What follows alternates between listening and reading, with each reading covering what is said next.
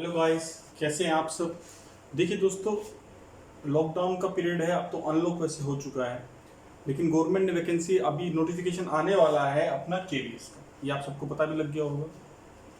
ठीक है, तो केवीएस का मैथ की हम बात करेंगे, बाकी श्रीवास्तव सर ने आपको काफ़ी कुछ बता दिया होगा। मैथ के बारे में हम बात करेंगे तो मैथ में देखिए हमारे पास क्या क्या है। Number system, simplification, HCF LCM, surds and indices, percentage. फिर हमारे पास क्या है, profit and loss, compound interest, simple interest, speed, time and distance, time and work, a question of ages, और क्या है, रेशियो एंड प्रोपोर्शन। मैं सीधा मुद्दे की बात पर आ गया। मैं आपको इतना बताना चाह रहा था कि पढ़ाई अभी छोड़नी नहीं है, आपको कंटिन्यू रखनी है। ठीक है, देखिए ये जो नेगेटिव टाइम फ्रेम आता है ना लाइफ में, सबकी लाइफ में है, पूरी दुनिया में आया हुआ है। इसमें सक्सेसफुल क्या कौन लोग हैं, जो पॉजिटिव माइंडसेट के साथ रहेंगे, जो कंसिस्टेंटली अपना काम करते रहेंगे। ठीक है, जब भी लाइफ में प्रॉब्लम आती है तो उसको अपॉर्चुनिटी बनाने की कोशिश करो, और आप हमेशा देखोगे यही एक शिफ्ट देगा आपकी लाइफ में। ठीक है, यही सब ऊपर नीचे होगा, और सर्वाइव कौन करेगा, जो सकारात्मक ऊर्जा के साथ रहेगा। तो ये ध्यान रखना। ठीक है दोस्तों, तो अभी ऐसे लोग बोलेंगे क्या पढ़ने का फायदा, अभी तो एग्जाम होता नहीं दिख रहा है। ऐसा नहीं है, आप पढ़ते रहिए, आपको बहुत फायदा होगा। तो मैं इनकी बात कर रहा था टॉपिक की। नंबर सिस्टम में एक पार्ट और है छोटा सा, हम जिसका ध्यान रखेंगे, वो है डिजिटल सम।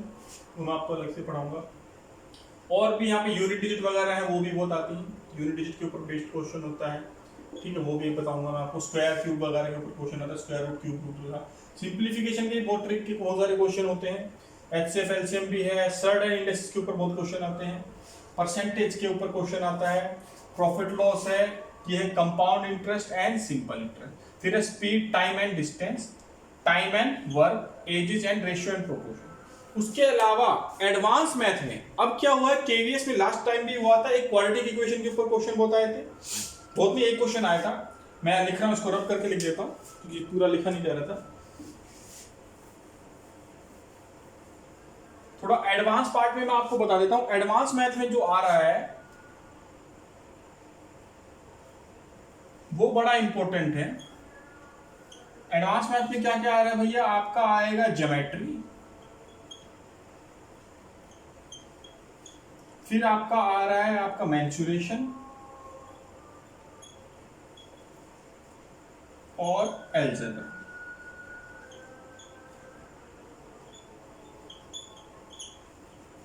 ठीक है, तो ज्योमेट्री, मेंसुरेशन, अलजेब्रा 2018 में जो एग्जाम हुआ था, इसमें एडवांस मैथ में इसमें से 5 क्वेश्चन आए थे, इसमें से 5 क्वेश्चन आए थे, इसमें से 1 क्वेश्चन आया था। समझ रहे हो, 20 क्वेश्चन में से, समझ रहे हो आप जनरल पेपर में। तो आप देख रहे हो कितना इंपॉर्टेंट है ये पार्ट अब ज्यादा इंपॉर्टेंट हो गया, और अभी भी चांसेस है कि इसी से क्वेश्चन आएंगे ज्यादा। ठीक है, 2018 में जो एग्जाम हुआ था उसमें प्रॉब्लम ऑफ एजेस के ऊपर एक क्वेश्चन आया था। हाँ, नंबर सिस्टम के ऊपर एक क्वेश्चन था, एचसीएफ एलसीएम के ऊपर भी एक क्वेश्चन था, सर्टेन टेस्ट पे भी एक था, और एक परसेंटेज का क्वेश्चन था, और एक एजेस का क्वेश्चन था, वो जो मैंने रब कर दिया, एज का क्वेश्चन था। ठीक, और एडवांस में के 5 और एक क्वेश्चन थे। अलजेब्रा में मैं बता रहा हूँ क्या क्या ध्यान रखना है। क्वाड्रेटिक इक्वेशन बहुत अच्छे से पढ़ाऊंगा आपको। क्वाड्रेटिक इक्वेशन के ऊपर क्वेश्चन आया हुआ था।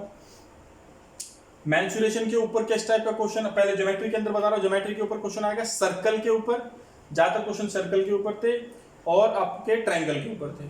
ठीक है, मेंसुरेशन में क्वाड्रिलेटरल और क्या कहते हैं कोन वगैरह के ऊपर क्वेश्चन थे। क्वाड्रिलेटरल कोन के ऊपर बहुत क्वेश्चन आए थे, रोम्बस पे भी आया, एक रोम्बस को बहुत ध्यान रखना, वो पक्का आता है। एडवांस मैथ में अलजेब्रा में क्या आया था, क्वाड्रेटिक इक्वेशन के ऊपर क्वेश्चन पूछ लिया था। ठीक है, क्वेश्चन ज्यादा कठिन नहीं थे उसमें, लेकिन वो बहुत जरूरी है, तो इसका आपको बहुत डिटेल में नहीं, लेकिन बेसिक अच्छे से बता दूंगा ताकि क्वेश्चन आपको कभी गलत ना हो। चलिए अब क्वेश्चंस पे आते हैं। एक डेमो क्लास में आपको देता हूं किस टाइप के क्वेश्चन कैसे हम हैंडल करेंगे।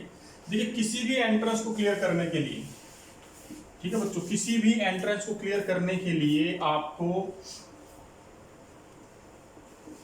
बेसिक बड़े अच्छे से क्लियर होना चाहिए। दूसरी बात यह है कि बेसिक तो क्लियर हो ही, उसके अलावा उसको करने की ट्रिक और टिप्स पता होनी चाहिए, नहीं तो टाइम बहुत लग जाएगा, इतना टाइम हमारे पास होता नहीं। ठीक है, और जो लोग बोलते हैं ट्रिक और ट्रिक वगैरह और जो है शॉर्ट ट्रिक है या वो गलत है, ऐसी बात नहीं है। वो ट्रिक नहीं होती भैया, वो ऑब्जर्वेशन होती है। आपको मैं उसका तरीका बता देता हूँ। आप 10 एक जैसे क्वेश्चन कीजिए, आपको अपने आप पता लग जाएगा हाँ यार कई स्टेप तो यूजलेस थी, तो उसको सीधा हम एक तो स्टेप को स्किप करके चौथे पांचवें स्टेप पे आ जाए तो सीधा हमारा आंसर आ जाता है। ठीक है, तो तरीका होता है क्वेश्चन करने का। बार बार आप एक जैसे क्वेश्चन करोगे आप खुद पे ट्रिक बना लोगे। ठीक है, तो वो कुछ गलत नहीं है, उसमें आप कुछ गलत नहीं कर रहे हो, लेकिन बेटर ये होता है कि उसको समझो क्या है। तो मैं आपको जब भी क्वेश्चन कराऊंगा डिटेल में भी बताऊंगा और ट्रिक से भी कराऊंगा। ठीक है, चलिए तो आज हम क्वेश्चन करेंगे। थोड़ा बहुत क्वेश्चन आपको करा के दिखाता हूं, आपको बड़ा मजा आएगा। जैसे कि हम सबसे पहले एक क्वेश्चन कर लेते हैं अपना, चलो परसेंटेज पे करते हैं। मेरी माइंड में परसेंटेज अभी चल रहा है तो मैं इसके ऊपर एक क्वेश्चन कराता हूं आपको। परसेंटेज के ऊपर क्वेश्चन है। देखो परसेंटेज होता क्या है दोस्त, परसेंटेज सबसे पहले ध्यान रखना, anything which is calculated on 100 is called percentage. जब पढ़ेंगे डिटेल में बताऊंगा। एक क्वेश्चन है, थोड़ा कठिन सा क्वेश्चन ले रहा हूं आपके लिए।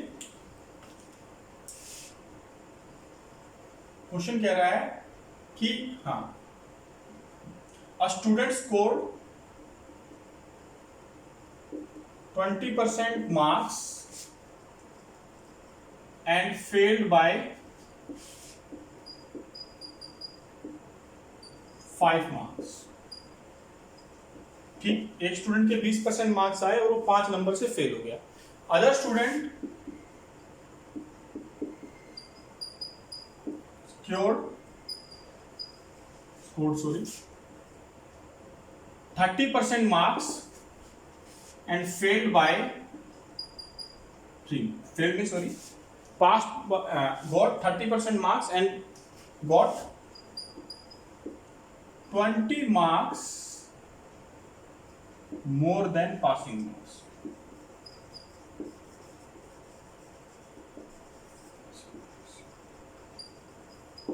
ठीक, तो बात सुनिएगा ध्यान से, बहुत सिंपल सा क्वेश्चन है।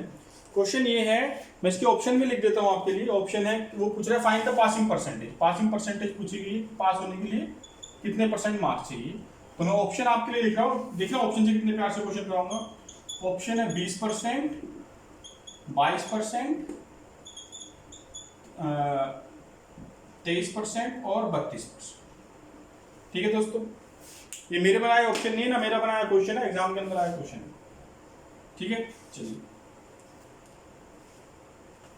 इसको आप थोड़ा दिमाग लगाएंगे। ठीक है, बी सी। चलिए देखो, अब इस क्वेश्चन को मैं कराता हूं। क्वेश्चन आपकी समझ में आ ही गया होगा कि एक स्टूडेंट है, उसके 20% मार्क्स आए हैं। ठीक है, एक स्टूडेंट है, 20% मार्क्स आए हैं और वो कितने नंबर से फेल हुआ है, 5 नंबर से। तो अब मेरी बात सुनिए, 20% मार्क्स आए और कितने नंबर से फेल हुआ है, 5 नंबर से। और दूसरे स्टूडेंट के कितने परसेंट मार्क्स आए हैं, 30%, वो कितने से फेल हुआ है, 20 मार्क्स से। अब देखना, कोई ट्रिक नहीं है, मैं आपको एक बात समझाता हूं। मतलब ये आपका पासिंग परसेंटेज होगा, थोड़ा रब करके लिखना पड़ेगा। तो क्वेश्चन क्या था आपने पढ़ लिया ना, तो मैं बताता हूं। देखिए, मतलब ये पासिंग परसेंटेज है। ठीक, इस बच्चे के आए हैं 20% मार्क्स और दूसरे के आए हैं कितने, और ये बच्चे के जो 20% मार्क्स आए हैं, ये पास होने से कितने से रह गया, 5 नंबर से रह गया, यानी इसके 5 नंबर कम है। और इसके कितने आए हैं, दूसरे के उसके आए हैं 30% मार्क्स और उसके कितने नंबर ज्यादा आए हैं, 20 नंबर ज्यादा। तो इसके 20 नंबर ज्यादा, इसके 5 कम है ना। ठीक है, तो आप मेरे को एक बार बताइए कि पासिंग परसेंटेज क्या होगा। अब कोई भी बच्चा जिसने थोड़ा सा भी गणित पढ़ रखा है वो इतना तो बोल सकता है, सर पासिंग परसेंटेज 20 और 30 के बीच में होगा। तो 20 और 30 के बीच में होगा तो 20 तो नहीं होगा ना, क्योंकि 20% वाला तो फेल हो चुका है, तो ये ऑप्शन मेरा कट जाएगा। देखो प्योर कॉमन सेंस के बेस पे बता रहा हूं। और 32% होने का मतलब नहीं, क्योंकि 30% वाले को तो वैसे ही 20 नंबर ज्यादा, तो 32% होने का मतलब ही नहीं था, 20 और 30 के बीच में होना चाहिए था। ठीक है, अब या तो आंसर 22% हो सकता है या 23% हो सकता है। अब देखना है कलाकारी, बहुत इंपॉर्टेंट बात है और ध्यान से समझिएगा। आप अगर आप लोग नोटिस करेंगे, मैं आपको पढ़ाऊंगा जब आपकी समझ में आएगी ये बात, बहुत छोटी सी बात है कि जो एक्चुअल नंबर है या परसेंटेज है, उन दोनों का रेशियो हमेशा बराबर रहेगा।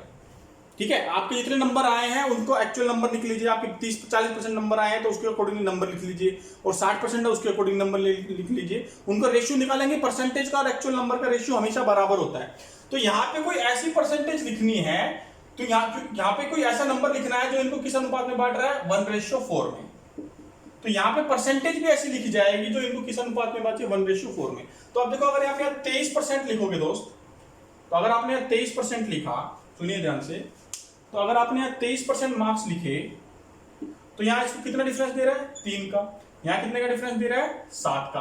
तो ये 3 और 7 बना रहा है, रेशियो तो नहीं बना रहा। लेकिन अगर आप यहाँ पे 22% लिखोगे, दूसरा ऑप्शन है 22, यही तो बचा, ये तो आंसर नहीं हो सकता।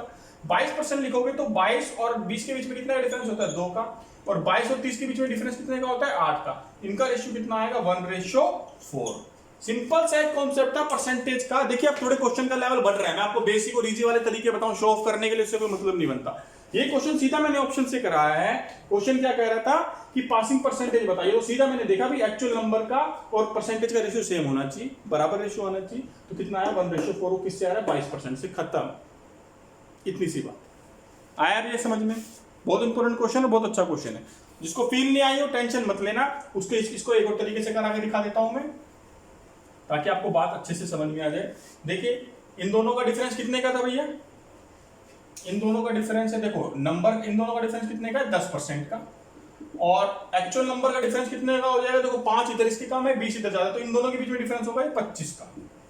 बस ये बात ध्यान रखिए, है ना। तो 10% की वैल्यू किसके बराबर है 25 के बराबर है। तो आप मेरी बात सुनिए, लोग आपको परसेंटेज पूछ रहा है तो नंबर में मत जाओ, परसेंटेज पे खेलो ना। इस भाई के कितने नंबर कम है 5 नंबर कम है, तो आप 5 नंबर का परसेंटेज निकालो या 20 नंबर का परसेंटेज निकाल लो, इधर घटा, इधर जोड़ देना इधर घटा देना। तो जब 10% की वैल्यू 25 है तो 1% की वैल्यू कितनी हो जाएगी 2.5। हमें किसकी चाहिए 5 नंबर की, तो 2% की वैल्यू किसके बराबर हो जाएगी 5 के बराबर। तो 2% की वैल्यू 5 के बराबर है, यानी इसके जब 20% नंबर आए हैं उसके कितने नंबर कम है 2%, 5 नंबर कम है ना, तो 5 नंबर की वैल्यू किसके बराबर है 2% की, यानी कितना हो जाएगा 20 + 2 22। तो आंसर कितना आ जाएगा 22%। ये भी आसान तरीका लगा होगा, आप आराम से कर सकते हैं। ठीक है दोस्तों, कितनी कम स्टेप में मैंने कर दिया, ये वाला तो आसानी था। ठीक है चलिए और आगे बढ़ते हैं, ये परसेंटेज का क्वेश्चन था।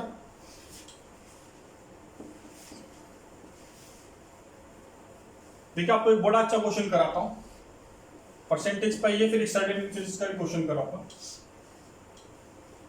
एक क्वेश्चन में आप लोग सब कंफ्यूज होते हो और पता नहीं, सब मैंने बोर्ड टीचर को भी देखा बड़े अलग अलग ढंग से कराते हैं। इस क्वेश्चन को करते हैं। देखिए क्वेश्चन ये है कि भारतीय स्पेंड्स, हाँ जी क्वेश्चन ये है कि भारतीय spends 20% of his money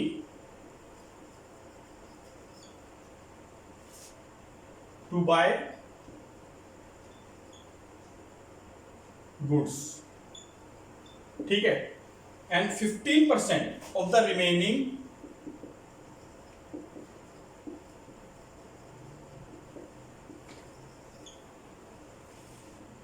spends on transports।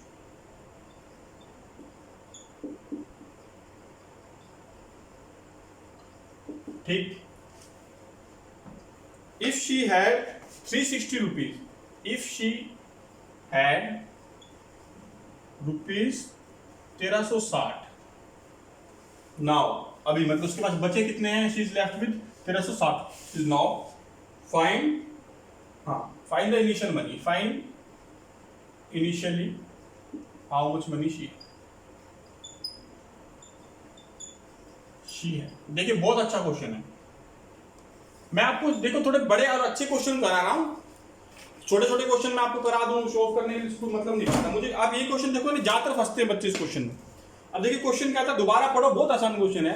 Question तो बहुत प्रैक्टिकल है कि भारती को जैसे उसके पिताजी ने कुछ पैसे दिए, तो उसमें से 20% उसने किस चीज में खर्च कर दिए, अपनी चीजें खरीदने में। कुछ चीजें खरीदी होगी, पर्स लिया होगा, मोबाइल रिचार्ज कराया उसमें, ठीक है। 15% पैसे वो किसमें खर्च कर रही है, रिमेनिंग किसमें कर रही है, ट्रांसपोर्ट में, मेट्रो या बस में या कैब में आई होगी, तो 15% उसमें खर्च हो गया। रिमेनिंग का, ये बात इंपॉर्टेंट है, 15% होता है रिमेनिंग, इसको अंडरलाइन कर लेना भैया और समझ लेना। 15% होता है रिमेनिंग किस पे खर्च कर रही है, ट्रांसपोर्ट पे। इफ शी हैड 1360 रुपये नाउ, अब उसके पास बचे कितने 1360 रुपए, तो बताइए शुरुआत में उसके पास कितने पैसे। ठीक है, तो आप मेरी बात सुनिए ध्यान से, बहुत आसान क्वेश्चन है और कैसे देख लो कितने प्यार से मैं इस क्वेश्चन को करके दिखाऊंगा। शुरुआत में उसके पास 100% पैसा होगा ना, ठीक है, तो उसने पहले खर्च कितना किया है 20%। ये एक्सपेंसिव लिख रहा हूं मैं, इतना भी लिखने की जरूरत नहीं पड़ेगी, आप ध्यान रखोगे। तो एक्सपेंसिव उसका कितना हो रहा है भैया, खर्च कितना कर रही है 20%, फिर कितना कर, और उसका बचे हुए कितना स्पेंड कर रही है फिर 15%।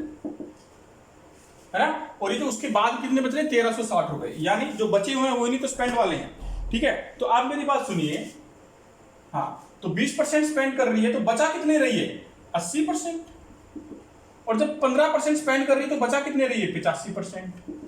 ठीक है, टोटल मनी आप एक्स मान लीजिए, या ठीक है कुछ भी मान लीजिए, टी मान लीजिए, टोटल मनी मैंने टी मान लिया। ठीक है, तो आपको कुछ नहीं करना, 80% और 85% है ना, इसको आपको मल्टीप्लाई कर देना। ये समझना कोई 80% कहां से है, जब 20% खर्च किए थे तो 80% बच गए, 15% खर्च किए थे तो 85% बच गए, और वो बचे हुए की वैल्यू लिखना है कितना 1360।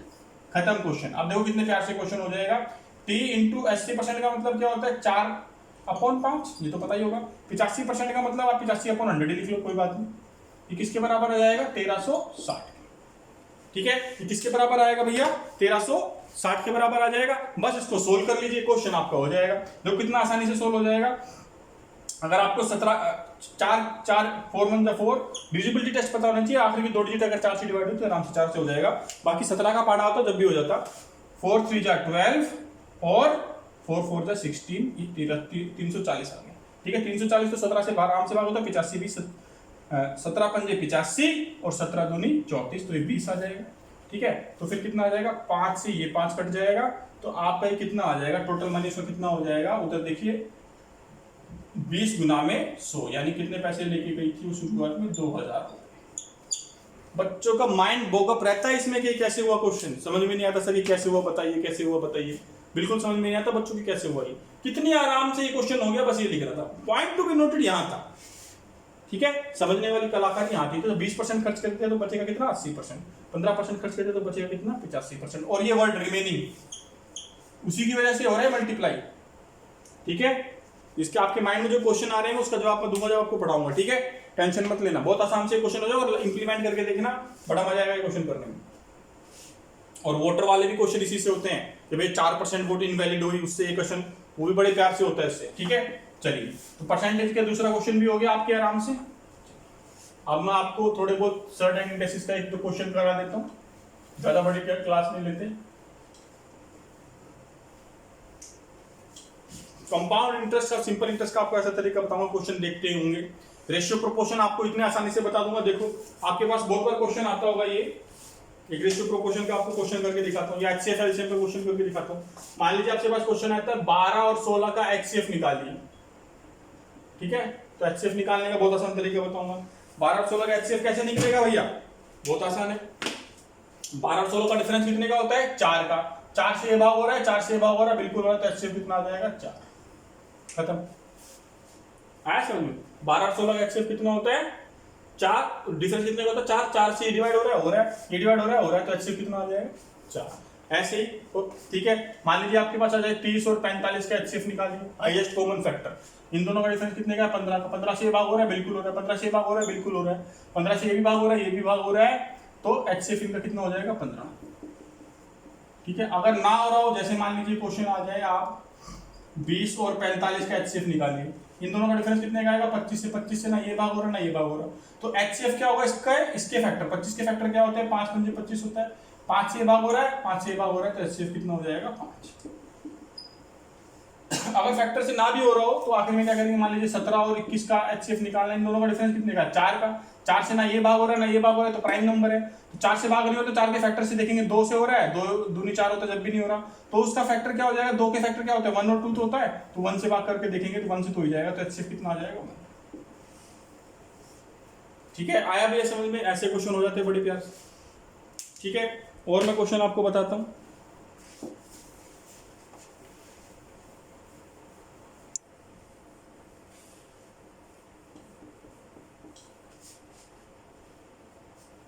बहुत एक दो क्वेश्चन आता है, देखो एक बात मेरी बात सुनना। रेशियो प्रोपोर्शन का एक क्वेश्चन है,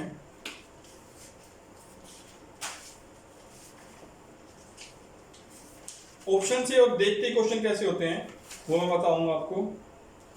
यस यस,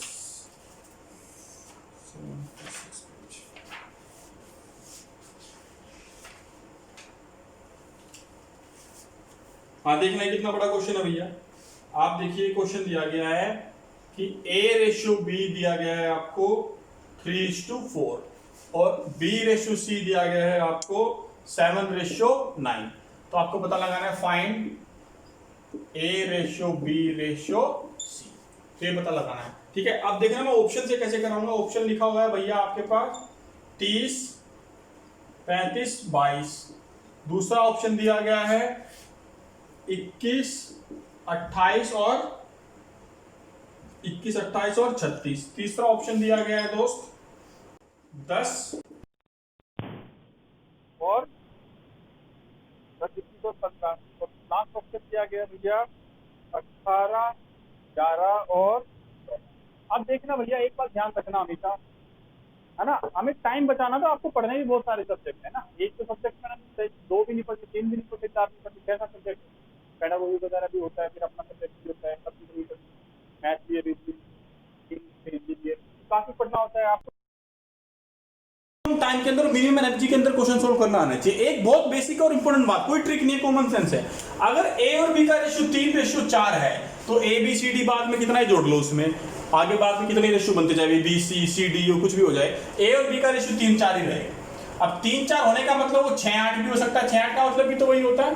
ठीक है, 30/40 भी हो सकता है, लेकिन रहेगा इतना ही। ऐसे ही अगर बी और सी का रेशियो 7/9 है तो इनका 7/9 ही रेशियो रहेगा, चाहे वो 70/90 भी हो सकता है, 14/18 भी हो सकता है, रहेगा यही। ठीक है, तो आप मेरी बात सुनिए, बस आपको इसी बात का ध्यान रखना है। अब देखो मैं क्या करूंगा, मैं इसको ढूंढता फिरूंगा, ये मेरे लिए आसान रहेगा ना। 7 और 9 कहां बन रहा है आखिरी में, देखिए ये 7, 9 बना रहे हैं क्या। सबसे पहली बात, इसमें सी बड़ा होना चाहिए, तो ये तो छोटा ही तो हो ही नहीं सकता, पहला ही ऑप्शन खत्म। प्यार से ठंडे दिमाग से होगा क्वेश्चन। दूसरी बात, छोटा है ना, क्योंकि हमारा सी बड़ा है और बी छोटा है, सी बड़ा होना चाहिए तो हो ही नहीं सकता ऑप्शन। दूसरा ऑप्शन देखते हैं, इसमें भी यही प्रॉब्लम आ रही है।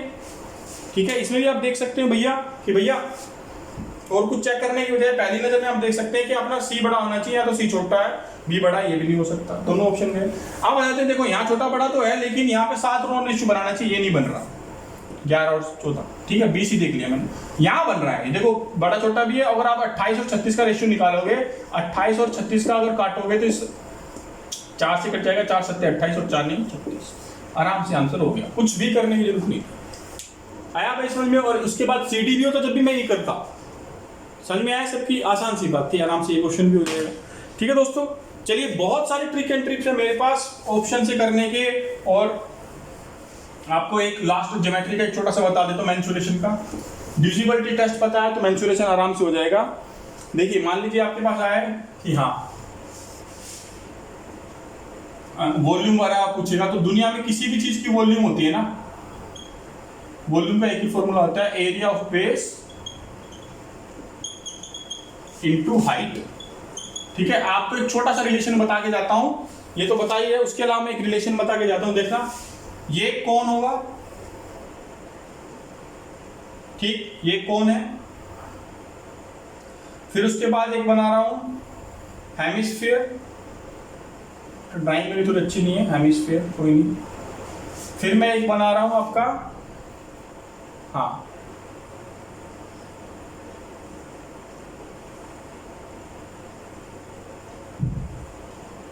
सिलेंडर। ठीक है, कोन, हेमिस्फीयर और सिलेंडर। और फिर उसके बाद स्फीयर भी होता है, चलो स्फीयर भी बना देते हैं। स्फीयर बनाना थोड़ा सर्कल जैसा लगेगा, ऐसे ऐसे स्फीयर बनेगा एक पूरा। ठीक है, तो ये स्फीयर लिख देता हूँ मैं, स्फीयर लिख देता हूँ यहाँ। ठीक है, ये तो आपको दिख रहा है सिलेंडर, ये क्या है हेमिस्फीयर। ठीक, ये क्या है कोन। ठीक है भैया, तो कोन है, हेमिस्फीयर है, ये आपका कोन है, ये हेमिस्फीयर है, ये सिलेंडर है, और ये क्या है स्फीयर है। तो अगर ये स्फीयर ऊपर लिख देता हूँ, यहाँ पे मुझे कुछ दिखाना है आपको एक बहुत जबरदस्त धातु रिलेशन बता के जाता हूँ। अगर इनकी वॉल्यूम का रेशियो बोले, इनकी वॉल्यूम का रेशियो निकालेगा, ये ध्यान रखिएगा, आप कब भी पढ़े ध्यान रखना ये बात। क्या होगा मैं बता रहा हूँ, कौन वॉल्यूम का रेशियो पूछ रहा हूँ, वॉल्यूम का, इसका 1, इसका 2, इसका 3 और इसका 4, खत्म। कौन, एक कोन से, 2 कोन से हेमिस्फीयर बनता है, 3 कोन से सिलेंडर बनेगा, और 4 कोन से क्या बनेगा स्फीयर बनेगा। ये कोई कहीं नहीं लिखा हो दिखेगा आपको, और कहीं दिखाया गया हो तो आपने नोटिस नहीं किया होगा। 1 2 3 4 रिलेशन बनेगा।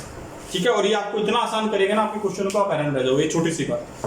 ठीक है, और भी बहुत से क्वेश्चन है, सरफेस एरिया निकालने वाले, क्यूब कटने वाले, वही मैं बताऊंगा, काटना कितना होता है। क्वेश्चन बहुत बार ये आता है कि एक क्यूब है, ठीक है, बड़ा हो जाएगा लेक्चर, एनीवे कोई बात नहीं।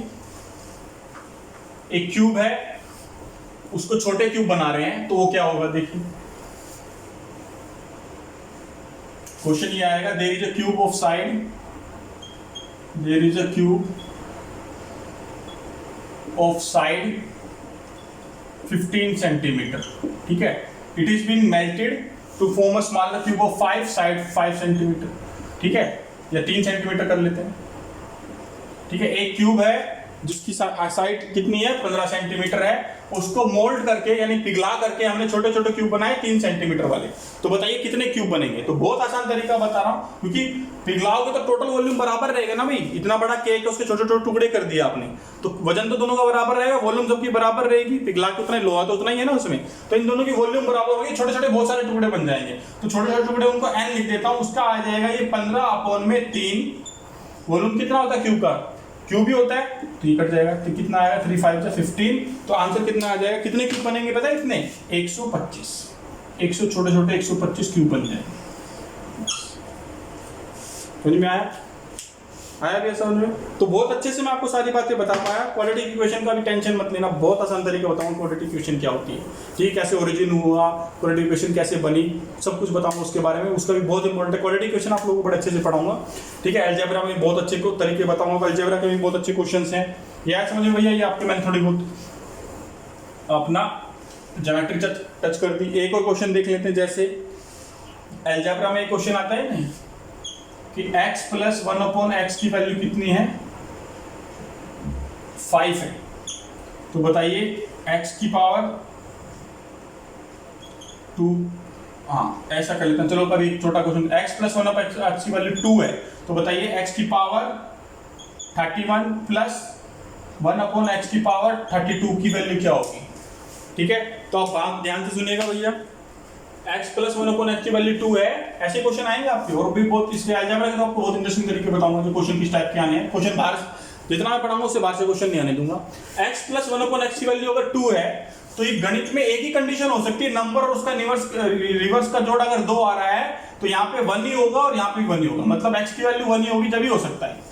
1 + 1/1 को कितना होगा, तो 1/2 आ जाएगा, और कहीं हो ही नहीं सकता है, ध्यान रखिएगा भैया, ठीक है।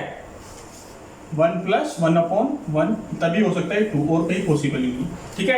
तो क्या होगा भैया, ये देखिए ध्यान से, x की पावर 31 है और इधर भी कितनी है 32 है, कोई नहीं, इसका मतलब x की वैल्यू 1 है, 1 की पावर कुछ भी 1 ही रहेगा, इसकी भी कितनी होगी 1 ही रहेगा, तो कितना आंसर आ जाएगा 2। तो इसका आंसर कितना आएगा 2। हमेशा ये बहुत बार क्वेश्चन आता है, बच्चे सबसे रहते हैं, ठीक है, समझ में आया। कुछ भी पूछ सकता था इसमें, मान लीजिए घटा के पूछ लेता, ये पूछ लेता कि x + 1/x की वैल्यू अगर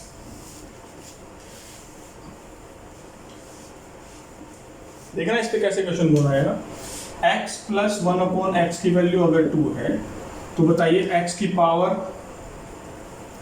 n + 1 - 1/x की पावर n की वैल्यू क्या होगी, ठीक है। जो कितना खतरनाक सा क्वेश्चन लग रहा है, लेकिन आपको पता है पॉसिबल जब भी है, इसकी वैल्यू क्या होगी भैया, अगर 2 आ रहा है ना यहाँ पे, ठीक है, ये पूछा गया क्या होगा, तो यहाँ पे अगर 2 आ रहा है तो ध्यान रखना नंबर उसका इनवर्स है, तो तभी पॉसिबल है जब x की वैल्यू 1 होगी। तो ये क्या होगा, x की पावर n + 1/1/x की पावर 1, तो कुछ नहीं भैया, तो घट जाएगा, तो 0 आंसर आ जाएगा इसका, और कुछ आंसर हो ही नहीं सकता। समझ में आया बच्चों, बहुत अच्छा लग रहा है मुझे आपको पढ़ा के, ठीक है। पेशेंटली लेक्चर देखिएगा, मैं छोटे छोटे और बहुत इजी क्वेश्चन जो बार बार करा चुका हूँ, और वीडियो में पहले भी लेक्चर्स में DSSB वगैरह सीटेट वगैरह में वो नहीं बताना चाहता था, कुछ नया बताना चाहता था, और नया बताने में सफल हुआ हूँ। आपको बहुत मजा आएगा, इस लेक्चर को 2-3 बार देखिएगा। Best of luck for your life, positive रहिए और कंसिस्टेंट रहिए, ठीक है।